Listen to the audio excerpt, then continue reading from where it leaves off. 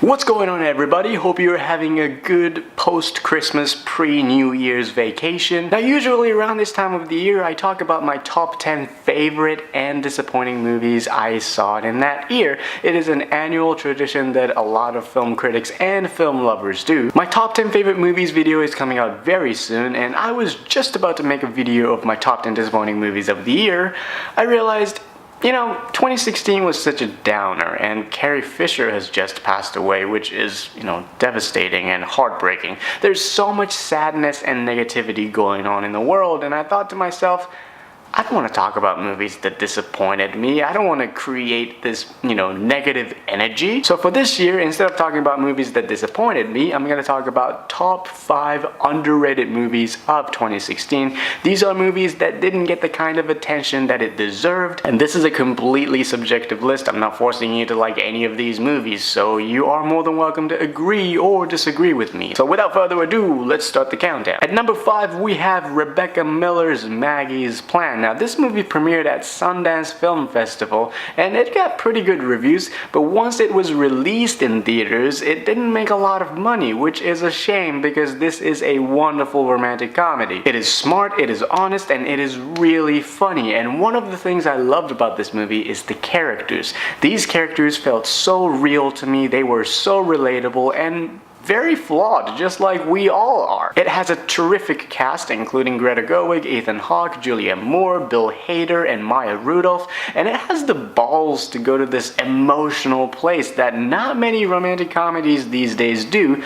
It is a wonderful film, and if you're feeling down lately, pop in Maggie's Plan, and I can assure you, you will be smiling, and maybe, just maybe, you might be crying just a little bit. It is really good. On to number 4, and we have Nicholas Winding Refn's The Neon Demon. Now, I know what you're thinking. Hito, you're fucking weird. And I'll take that as a compliment.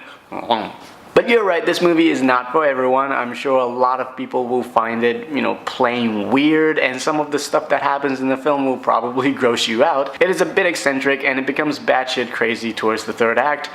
But that's part of the reason why I loved this movie. It is such an original and artful film. It has some of the most stunning visuals I've seen this year. I love Cliff Martinez's score, the acting is great, and it has a lot more substance than most people give credit for. It is a strange and unique film, and I'll tell you what, watch it with a group of friends and see who can accept the complete absurdity of it. You might discover something about your friends that you never knew. At number 3, we have Captain Fantastic, and I love this movie. It is funny, it is heartwarming, it is charming, and it raises some interesting questions about parenting and beliefs, but this movie is also about loss and grief and people dealing with the death of their loved ones. I've seen the film 3 times now, and every time it made me smile, it made me laugh, and it made me cry.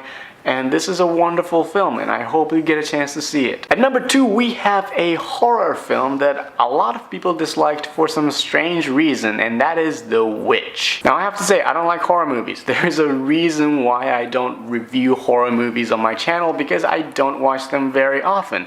But I did go see The Witch because the trailer intrigued me. It looked very different from all these, quiet, bang horror movies, and I came out of the theater very satisfied.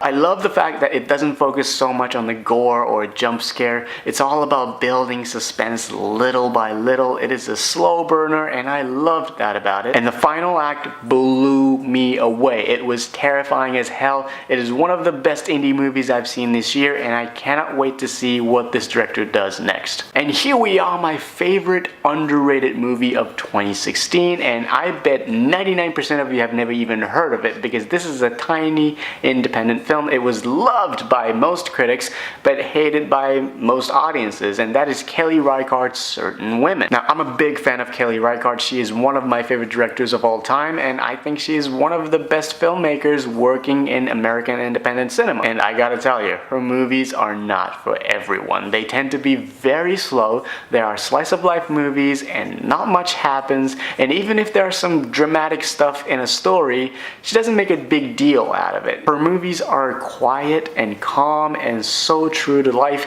and that's why I love her movies. Certain Women is a story about the lives of these 3 women. It unfolds at the speed of life, and it is fascinating. It is beautifully made and the acting is superb. I think this is Kelly Reichardt's best movie to date. I would even call it a masterpiece. I loved Certain Women. This is one of the best movies of the year, and if you are a fan of independent movies, I encourage you to check out Certain Women because this is a beautiful piece of work. So those are my top 5 underrated movies of 2016.